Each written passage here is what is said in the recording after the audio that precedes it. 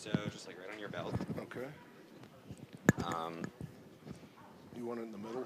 Like here-ish. I mean the mic. Oh, the mic? Yeah, it's going to be like right here on your shirt.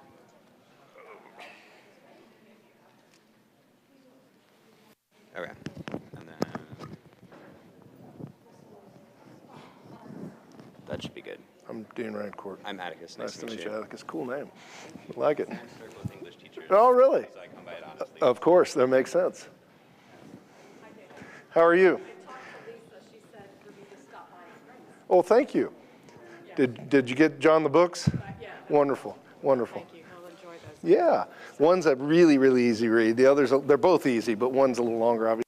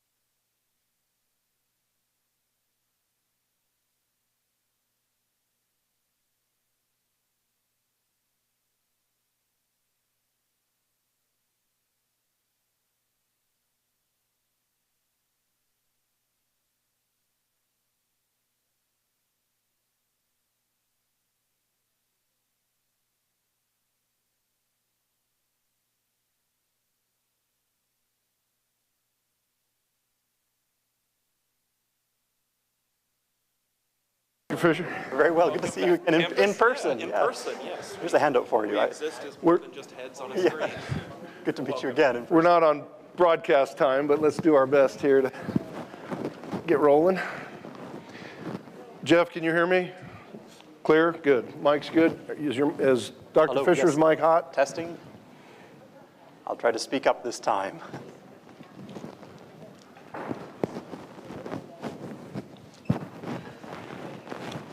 Just as we're getting started, I'm very much an educator at heart, so I need to make sure that everybody has the handout.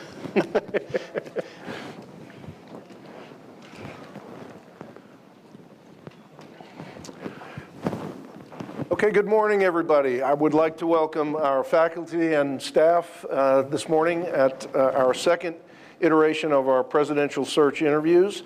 This is intended to be a very informal setting. Dr. Fisher and I will talk, we'll chat, we'll ask some questions and give him an opportunity to answer.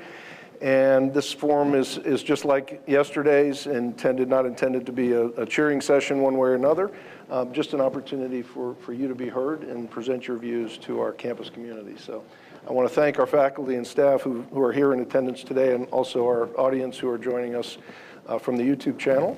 And we'll get started. First, I think I'm your Dean of Students, David Rancourt, and want to welcome you again to campus. We're pleased to have you here. I want to give you an opportunity to make some opening remarks and an introduction. So, Thank you very much, David, and thank you to the faculty and staff who are here present at 10 a.m. on a Wednesday in a very busy time of the semester. I really appreciate you dedicating the time to hear from me, and I hope to hear more from you. I'll be able to hear a little bit from you through the mediated questions, but I'll also make myself available from noon until 2 p.m. today in the Hamilton Center. When I said that earlier, the students told me afterwards, well, where in the Hamilton Center? I didn't realize it was quite as complex a building as it is. I'll be somewhere near the food, so that will be later. I hope to hear from you then. I was born and raised in Fort Myers, Florida, just about an hour south of here, so I'm very much from Southwest Florida. When it came time to go to university, I went to University of Central Florida, one of the largest universities in the country. But what made that very large university navigable for me was its Burnett Honors College. And that meant that I had classes that were capped at 19 or 20 students. I had very intensive dialogues with the faculty members that I might not have had in my much larger classes, which I did experience in the general education program there. In fact, I confess that was the one time that I fell asleep, was in an 8 a.m. class of 300 students, and I simply could not pay attention in that kind of setting. In 2003, I became the first Rhodes Scholar from the University of Central Florida, and that scholarship allowed me to go on to study at the University of Oxford, specifically at Magdalen College, Oxford, where I did an MPhil in European literature and went on to a doctorate in medieval and modern languages and literatures, with a focus on Spanish. I never thought that I would stay in the UK as long as I did. In fact, coming from a large state university, I did have a lot of imposter syndrome. It's something that I want to be sensitive to when I'm dealing with my students even today. I thought that Oxford would send me down, as they say in Oxford lingo, after they found out that I really wasn't up to the task. But they didn't send me down. They kept asking me to stay on for additional degrees and a postdoc. And so I stayed ultimately for 15 years in England, and that was a tremendously enriching experience. While I was there, I acquired a lot of ideas about the ideals of a university, the ideals of public higher education, because at the end of the day, Oxford University is a public state institution. A lot of people lose sight of that, as was University of London, University College London, where I taught after Oxford.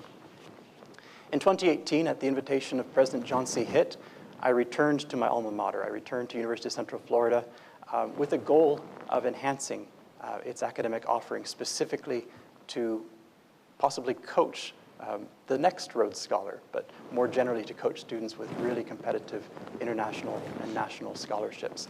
That's a large part of my role, but I'm still very much a teaching and research faculty member there.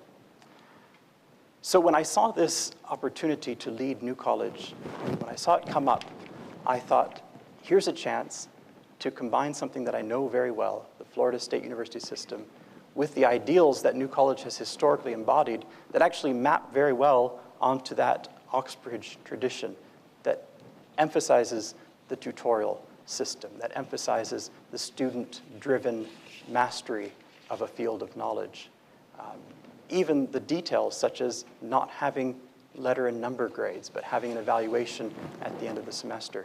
This very much puts the student and the faculty member on the same team. They're working collaboratively to prepare that student for the central exams in the case of Oxford, or perhaps for a capstone thesis here at New College.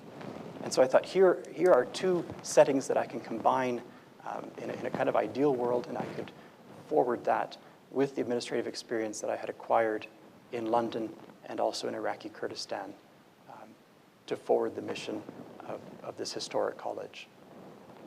Thank you, Dr. Fisher. First question from our faculty is, what do you think the division of responsibilities between the president and provost should be ideally in a liberal arts college? There is some overlap, but the basic breakdown, of course, is that the provost is the academic chief officer and the president is the chief executive officer of the college. I think at a small institution like this, sometimes those overlaps could become a little bit more blurred than at a much larger institution where you have to have very compartmentalized roles. I would be coming to this role very much as an academic, and I would try not to step on the provost's toes, but I think as an academic, I would understand the provost's responsibility very intimately. Thank you. What would you do to bring our community together, restore a sense of trust and common purpose at New College? That requires a number of different strategies. And if I may refer to the handout that I've given the audience who's here present, I've outlined a cluster, well, two clusters of strategies that really break down between extramural and intramural strategies for advancing New College. But specifically, the undercurrent in all of these is that need to urgently restore trust. There needs to be respect of the faculty as professionals, the professionals that we hire them to be, and there needs to be reciprocal respect for the administration. That does go both ways. And that's the foundation upon which trust needs to rest. So I was picking up some ideas from several strategic plans from New College's past, but one recurring theme that I saw was the need to tell New College's story. And that's not just extramural, that's also inward looking, to tell ourselves our story of what we want to be as this unique institution that has such a distinctive approach, but a highly effective approach to cultivating that mastery of knowledge. So in terms of practical matters, I was just discussing with a leader among the staff a moment ago. In the earlier interview, I raised the idea that we could do practical things like subsidize faculty staff meal plans, encourage in a very direct way that kind of informal interaction that happens around meals. We could reduce or eliminate faculty and staff parking fees so that they're encouraged to spend the maximum amount of time on campus. Again, these are very practical, and in the grand scheme, they're not that expensive to attain. But to create that ethos of integration. I had the privilege of speaking to several students in early August who shared their perspectives with me, and they pointed out something that I should have gathered from the map of campus, but they said even our physical environment creates this division between different factions on campus. So longer term, I would want to look at even the way that we use physical space on campus that can be done more intentionally, integratively. Thank you. What matters do you believe, this is a follow-up, I think, from the first question, what matters do you believe are best left to faculty decisions versus decisions made by the president in the administration? In the broadest sense, curricular decisions should be left to faculty. Now, we have a lot of degrees of accountability in the state university system. When we make curricular changes, if they're of substance, they need to go through Tallahassee, and we appeal for those to be implemented. The president can help with that, but the president should generally leave the experts to the curriculum.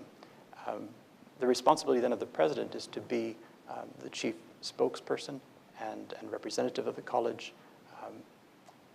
championing the success that the college is having and the success that it could have. So the president needs to exercise first equanimity in all things and to convey an inspiring vision to both students as well as to staff and faculty. Thank you. Well, not as established as Oxford, New College has a unique history in Florida. How would you propose to a prospective student or parent, what would you propose to a student or parent, the great reasons to attend New College versus other universities in Florida and also outside the NESCAC and Ivy League world? Certainly. Well, from what I can see, you are well positioned and well designed at New College to offer the kind of liberal arts Ivy League education because of the faculty, staff, student ratios, because of the size of the institution. And so I would, in speaking to prospective students and their parents, would emphasize the nature of the institution and the way that it conducts that quality teaching. So we have some distinctives at New College. We have things like, I mentioned before, the lack of letter grades, number grades. I know firsthand that students fixate on those, and then all they want to know is what their GPA is going to be. But if you're using discursive narrative evaluations, then that allows for a much more thoughtful conversation with the student and the faculty member as they progress through their area of concentration, as they build up towards that contribution to knowledge that we want them to make in their thesis. And we don't want to just attract every student. We want the students that are aspiring to do an undergraduate thesis because they can't do that just anywhere, and certainly not in the way that they can do it here. So flag up things like you have a series of independent study projects that you can undertake with faculty guidance every January if you wish, and then that culminates in this contribution to your field. That makes those students stand out so much when they come either to the job market immediately after or if they're applying to continue their studies in graduate school, that they've done those kind of unique endeavors as undergraduates. And I think that will become even more important as we're all thinking these days as faculty and as administrators about the rise of generative AI. I was reading one theorist who calls for education institutions, both secondary and tertiary, to become wisdom factories. Now, I don't particularly like the word factory applied to higher ed, but I like that idea of wisdom because it's going to be that unique human capacity for wisdom and creativity that will allow our students to flourish as they go on from New College, because they can do things then that generative AI can only simulate. We'll talk about a little more, if you will, the opportunities and the fears of AI coming to higher ed and how we can use it and what we should be concerned about. Certainly. Well, I can give you just firsthand some of the things I've been thinking about. Again, with my principal role being to advise students on major scholarships, all of those traditionally have a centerpiece that is the personal statement. AI can write some really convincing personal statements. So what I do with students is to have them look at, here's an essay written by AI. Can you distinguish it from what you would write? Are there things that AI would say that you wouldn't? Where is the human in that essay, in that personal statement? It is, after all, a personal statement. So even though the AI can generate some very convincing things, the student still has that human capacity for spontaneity, for creative connections, for deep thought that at least now AI is not yet capable of. And you can still see it in the prose that it produces. So I'm very optimistic by nature. I think that what I'm talking about in a very specific setting about the scholarship essays, it applies, of course, to any essays that we're doing across the social sciences, humanities, even in STEM, where you write these kinds of reports and essays. We're going to be forced to reflect on, as educators and as students, where is the human in what we write? And I think that can be a good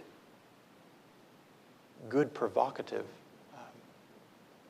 device. It's ultimately going to be a tool like anything else. You know, we've moved rapidly from the information age, and now I frequently tell my students that we've entered into the curation age. We have access to all of this data. We're really training them to be curators of that data, no matter what their field. And now with AI, it's one more tool to curate, but it ultimately can't replace a knowledgeable, reflective student engaging with their material. We could continue on this vein for an hour, I think, but I'd get back to the questions here. How would you, as president, advocate, and you've touched on this briefly earlier, advocate for staff who are on campus 12 months of the year? What is your message to them with regard to cost, salaries, parking, and food, and other things? I did already touch on it, and again, I thank the staff member who brought that to my attention just a moment ago, that it wasn't just faculty who are paying for parking and meal plans and such. So I won't belabor that point. I think it goes back to what I was saying earlier about mutual respect, and that does need to extend to staff because they are essential. And so that would be reflected in any dialogue that I engage with in staff in terms of their benefits and salaries and so on.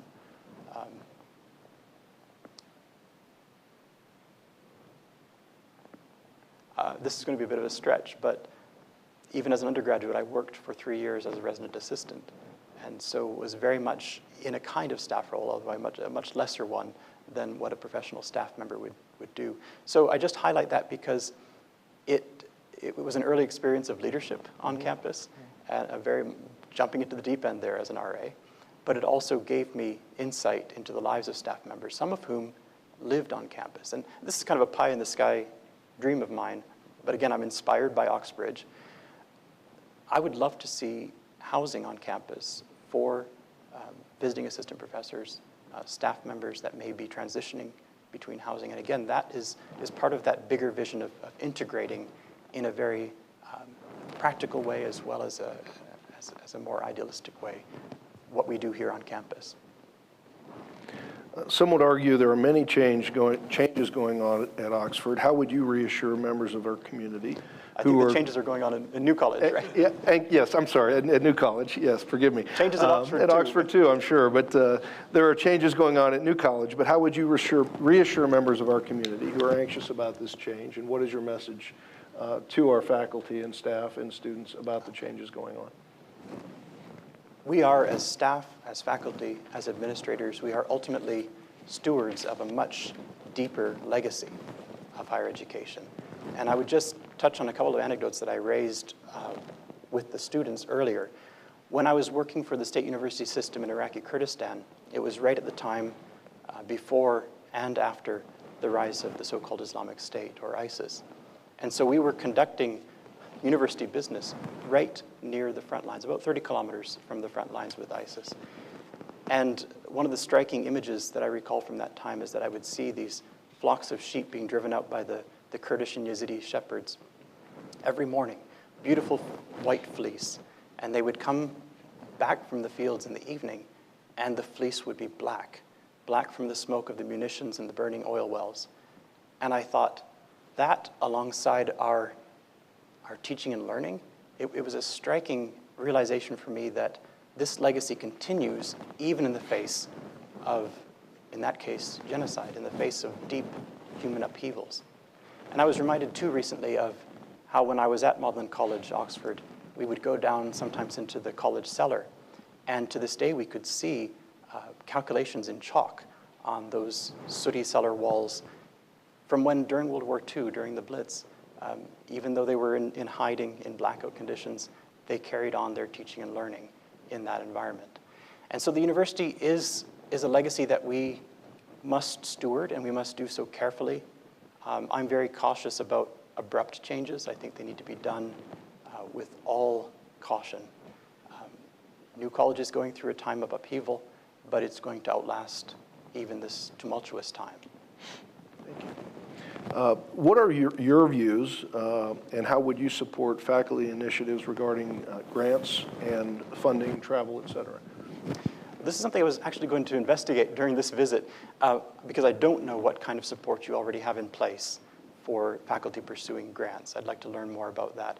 But I assume that you could have, if you don't already, a kind of grants officer that helps faculty to identify that. I'm getting some nods from the faculty, so I'm glad you have that. Good. That would be the most basic. But so to support that office and to support the faculty and staff that are already working to help colleagues achieve those grants. In a way, that's one prime area of fundraising. I was, in fact, I'm thinking a lot about grants these days because I just submitted one that I'm very excited about. The basic idea is that we want to use self-designed puppets in carceral contexts to help incarcerated individuals to master job interview skills in both Spanish and English. So these are incarcerated individuals who are able to design and build their own puppets and then use them in a job interview practice. And again, this is bilingual in Spanish and English. I'm very hopeful about that grant. If it comes through, it would support several more staff as well as student researchers because that's what grants are best at doing. And so then you get that big boost. And in this kind of case, the grants are very public facing as well. So that goes back to my point about telling New College's story through these kinds of scientific, creative endeavors. Thank you. As a part of the state university system, the majority of New College funding comes from the state legislature. What experience do you have with regard to access to that funding, promoting us in the legislature, and what other experience do you have fundraising in the private sector? Within the Florida context, I don't have direct experience fundraising. I've developed some very good personal relationship with major philanthropists, including one philanthropic couple, the Pap Steinmetz Foundation. They have supported my research and my students' research in a very large ongoing research project about resurrecting the classic fable to teach parenting skills. And these fables have now been animated. You can find them online at Positive Parenting Fables on YouTube. And those are things that my colleagues and students produced, so I'm very proud of them. But apart from those personal relations and securing the kinds of funds, I don't yet have direct experience in Florida. I would point to some of my international experience. Perhaps the most striking is that I held a postdoc that was founded by the Queen of Spain, now the Emerita Queen of Spain, Sofia. And near the end of my postdoc, it occurred to me to invite the Queen of Spain to dinner, as you do. And so I wrote to the palace, and the Queen graciously accepted my invitation and came to Oxford for dinner. Now, it takes a long time to set up a royal dinner, so it was about more than a year between the time of my invitation and the Queen's acceptance and actually having this event. But I'm very proud of the outcome as I communicated with Queen Sophia and learned about her priorities. And this is what you do whenever you're fundraising. Learned about her priorities. We were ultimately able to endow an additional Spanish fellowship in Oxford. So that's the kind of experience that I would want to translate here. Thank you. Do you have any interest in, and if so, how would you implement a college-wide curriculum change? I may have already touched on, I think I did talk about this. First of all, the faculty are the experts when it comes to curriculum. So I would let them steer that. I would let them lead that. It would be a very consultative process. And having led curricular changes myself, I know the degree of expertise that is needed. So from the administrative side, I think it needs to be general guidance and helping things stay on schedule, meeting the bureaucratic guideposts along the way, but ultimately harnessing the faculty's vision for that, because at the end of the day, not only are they experts in designing the curriculum, but also they're the ones who are likely going to be executing that curriculum. Thank you. I have two questions relating to faculty and pay. One is generally how you would determine equitable pay raises within the faculty. And then secondly, a broader question.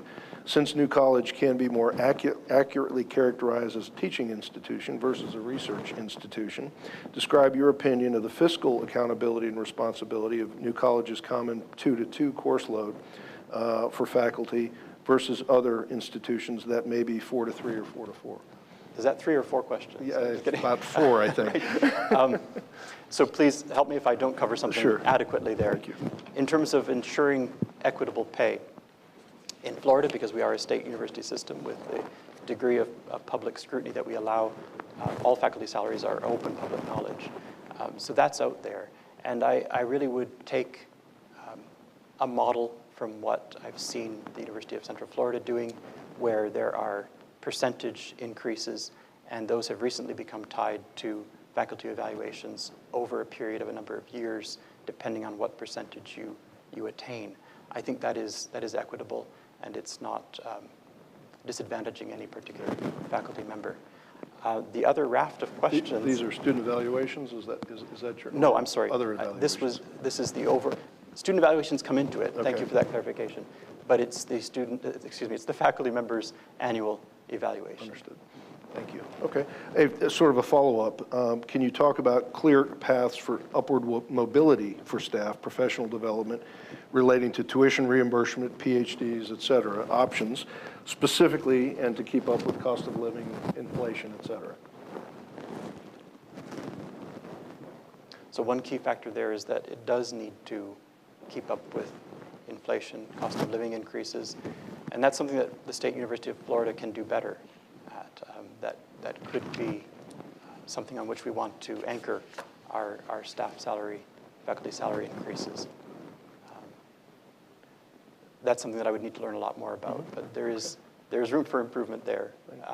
But I think I skipped an earlier question that was talking about the teaching load. So if I understand correctly, New College has a 2-2 teaching load for tenured faculty, tenured track faculty. Yes. These are the kinds of details that I need to. Yes. I need to learn this firsthand. A 2-2 teaching load seems, as far as I can tell across the sector, that is I can't say average, but that seems like a good standard to maintain. I wouldn't want them to go to a 3-2 or something worse than that. And it seems especially appropriate for a teaching-intensive institution, as I think we want to preserve New College, and again, thinking about its distinctives, its historic emphasis on the quality of teaching that goes on here. This is something you're an expert, at least on one side of now. How would you support, or would you support, faculty governance and faculty involvement in executive searches? Right. So I think I can answer that one briefly, that there should be more faculty representation in that process. So make use of the Faculty Senate beyond 2 or 3 members of the faculty. Again, I'm coming to all this being very much an academic faculty member myself, and so I think that is an initial way in which faculty can invest in the success of that search and in the success of that executive coming in. Thank you. And this is a separate question which you've touched on briefly, but it adds a component, so let me ask it with the additional component. What do you see as your role in shared governance, should you become president, with regard to the faculty, president, and the Board of Trustees when they're at odds? When they're at odds. Are they ever at odds here?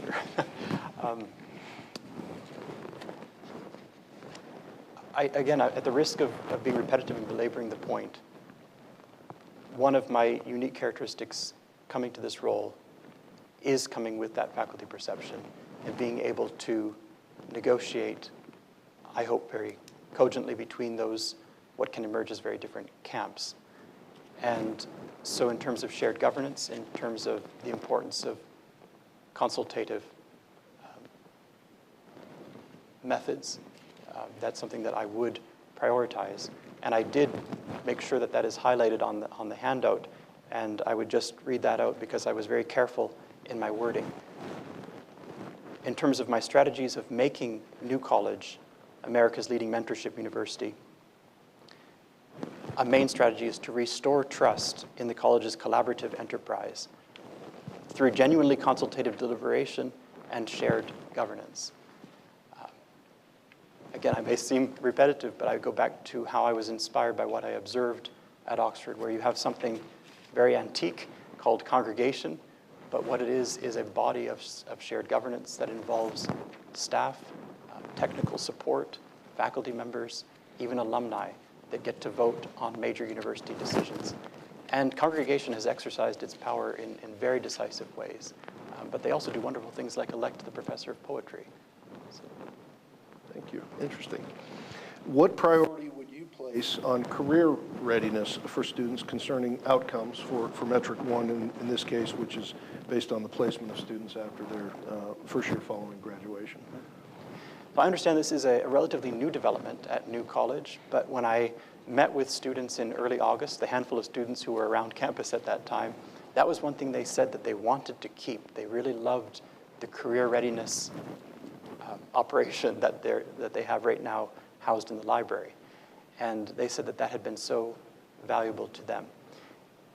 So I would prioritize it, but I think there's opportunity here to rethink how it's being done, how it can be very effective.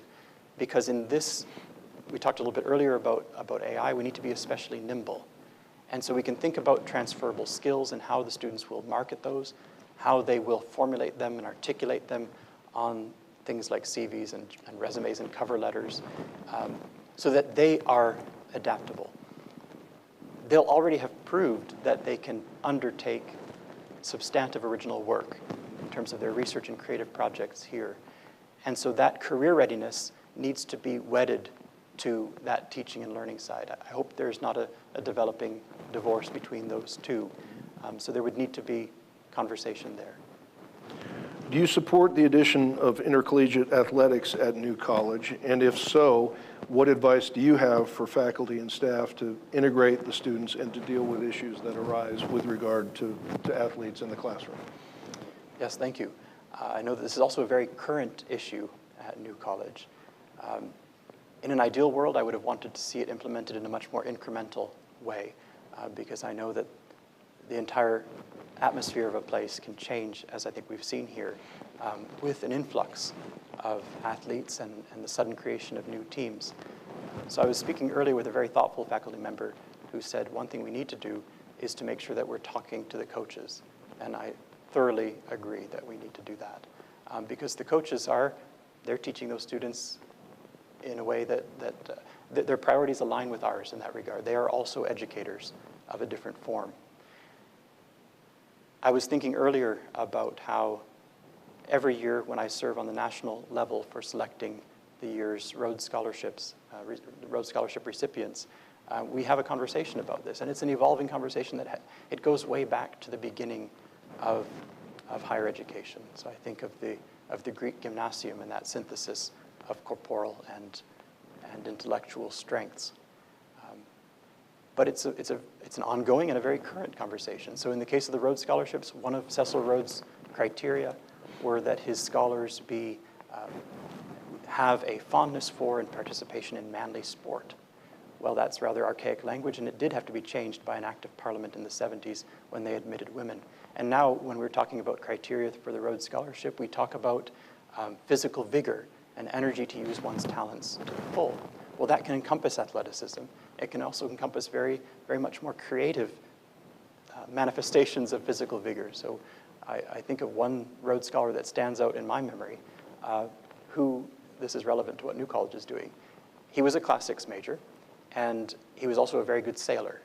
And so he sailed around the Mediterranean as far as he could chart Odysseus's path around the islands there. There's some physical vigor. And so there's a lot of scope for integration in terms of our scholarly enterprise and in terms of educating athletes.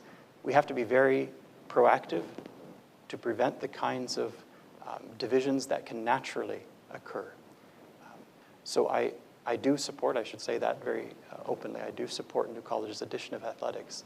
I think it needs to be done very, very thoughtfully so that it doesn't become just an appendage of what we are here at New College. Very good. Thank you. I would echo your sentiment on engaging the coaches. I can tell you as a former student athlete, it's a very effective method. How would you engage our campus partners in the community, and what is your leadership style with regard to the town and gown issues and opportunities? So I've had some significant experience in that regard.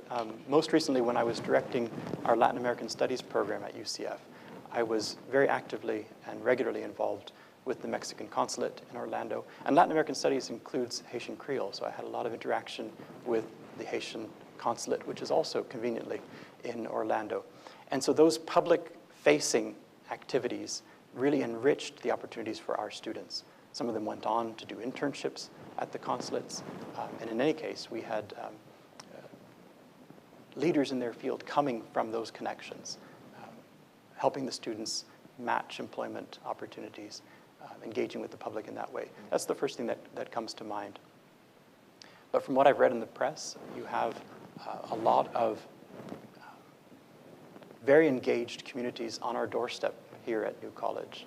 And there is a great amount of opportunity to incorporate them, and to use the word, to integrate them in what we are doing.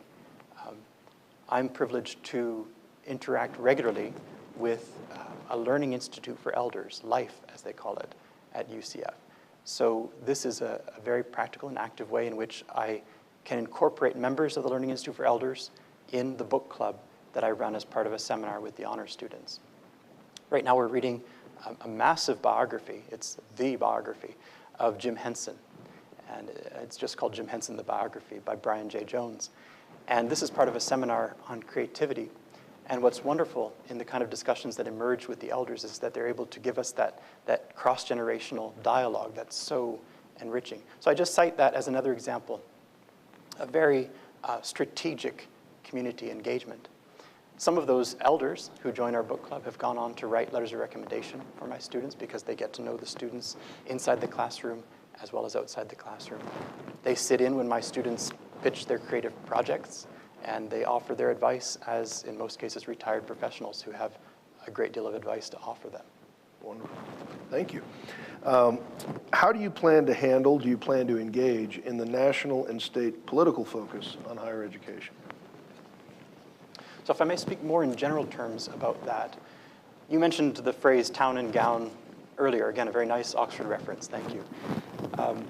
In fact, the Oxford colleges, they were built like castles because they were frequently under siege, like literally under siege from the gown. So this is not a new problem.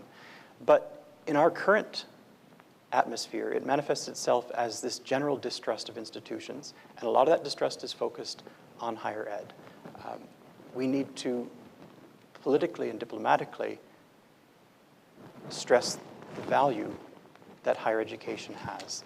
And in this case, we can very openly speak about New College as being very much a public good, that it is serving the state in educating its brightest minds for the future. And so I would base any political outreach on the fact that we are a college, New College, and I'm sorry, I'm already using the word we. New College is a college founded by Florida statute, and it is by statute the Residential Liberal Arts College, Honors College of Florida. Thank you. This is a complex question. I'll try to synthesize it. New College is creating a new brand and transformation. What advice do you think we could learn from brands like BMW, Volkswagen, Mercedes, who talk about performance and success and excellence after the challenges they faced in marketing? I'm not a marketer. I think I've read a little bit in the field. When I was working with my students on Spanish microfiction, I read a marketing textbook, not a textbook, it was a marketing book called Microstyle, which I highly recommend for anyone who's interested in very concise slogans and marketing devices. Not being an expert in marketing, I would reiterate that as president, I'm never going to act unilaterally or as just an individual. I'm a representative of an institution, and there are experts that I can draw upon for their expertise. In terms of marketing, I wanted to also repeat what I think would be, maybe it needs some refinement, but what I think would be a nice tagline for New College, that it will be America's leading partnership university. And I think by marketing ourselves as America's leading partnership, excuse me, I'm drawing now upon my mentor, President Hitt. That's what he called UCF, and that's where I'm stealing the basic phrase from. America's leading mentorship university. That reflects very concisely the kind of teaching that you do so well here at New College. And I think it also sidesteps, you mentioned politics earlier. I talk to so many people who are not in the academy who think that liberal arts means that it's far left arts. They think it's liberalism in political language. And it's, of course, we know that it's a complete misunderstanding. So to use a word like mentorship, that the public can get behind. And it also encapsulates what you do so well here with your students. Thank you. Last question, and then we'll give you the opportunity to offer any closing remarks that you'd like to provide to our audience. And again, I want to thank our faculty and staff for taking time out of their busy day to be here, and those joining us online for participating in the program. If you had the power to change one thing in higher education, not just at New College, but one thing in higher education, what would it be, and how would you implement it? Let me talk briefly about something I was reflecting on a lot recently as I read New College's original founding mission statement, and parts of which still are part of the college's mission statement. But that phrase of taking responsibility for one's education. If New College can preserve that, and more broadly, so this, if I could wave the magic wand and change something in higher ed, it would be to encourage students to take greater responsibility for their education. And I won't go into the kind of strategies that can cultivate that, but that is for me, that is the ideal ethos. As educators, we want students to meet us partway. It shouldn't be the sage on the stage, impartation of knowledge. They're not just vessels to be filled. We could go over all these kind of cliches that have shaped our not so helpful thinking about education. But the biggest change I would make would involve, and I'm speaking in abstract terms, but would involve increasing or imparting greater responsibility to the students for their education. I'm glad that's enshrined in New College's mission. So not only to be their own advocates, but to determine their own interests, determine their own philosophies, and be challenged by those at every step. Yes, you put it very well. And that can be best done under the guidance of a caring mentor. Thank you, Dr. Fisher. I appreciate you making your way over here and spending so much time with us and going through the arduous and rigorous process of the search. So we're grateful for your interest. I'll give you an opportunity to close and make any comments you'd like to the faculty and staff who are here today. Thank you. Well, I'm very grateful to be back at New College now for my second in-person visit. And again, I would just begin by thanking the faculty and staff who are present for taking the time out of their very demanding schedules to be here to listen to me. And I would also remind them that I want to listen to you. So I'm making myself available from 12 p.m. till 2 in the Hamilton Center, I think somewhere around the cafeteria area, but I've not yet been in the Hamilton Center, so I don't know how that's set up. But I will be there for 2 hours. I really want to hear from you. And in closing, I would just underscore again that what I bring to this role is the capacity, because of my background, because of my experience, because of my credentials. I'm able to speak across these different constituents that make up a college like New College. So I can speak as a faculty member. I know what your pressures and priorities are. I was a student in the Florida State University system. I know a lot, not everything, but I know a lot of what they're going through.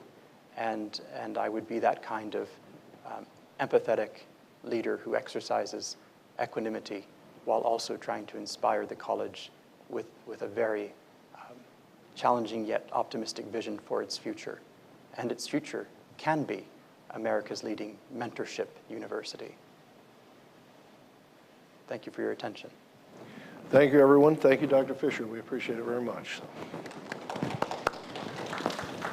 Thank you very much. And Dr. Fisher will be around for a few minutes here as well if anyone would like to join.